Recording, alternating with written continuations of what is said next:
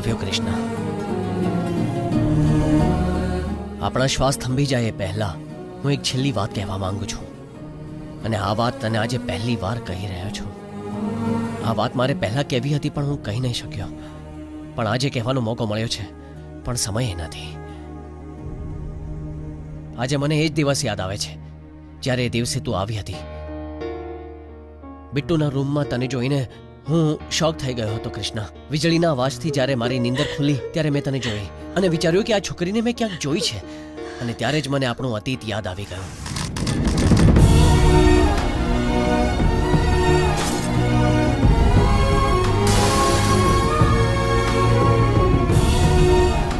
મને બધું જ યાદ આવી ગયું કે તું મને કેટલો પ્રેમ કરતી હતી અને મેં તને કઈ રીતે દુખી કરી હતી. મને મારી ભૂલ સમજાઈ ગઈ છે. મને લાગ્યું કે બસ આ જ ખરો સમય છે કે આપણે બિટ્ટુને બધું જ સાચું કહી દેવું જોઈએ. પણ એ રાત્રે મને ખબર પડી કે તું મને ખૂબ જ નફરત કરે છે.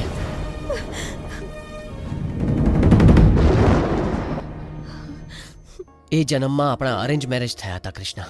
તું મને સરળતાથી મળી ગઈ હતી એટલે જ મને તારી કદર નહોતી. પણ મેં તને ક્યારેય દગો નહોતો આપ્યો કૃષ્ણ, ક્યારેય નહીં. સાંભળ્યું છે કે પ્રેમ દિલોના જખમને રૂજવે છે અને તે એ જ જખમોને દિલમાં દબાવીને રાખ્યા છે. પ્રેમમાં દરેક ભૂલોને માફ કરવામાં આવે છે કૃષ્ણ, પણ મેં જે ભૂલ કરી છે એને તું ક્યારેય માફ નહીં કરતી.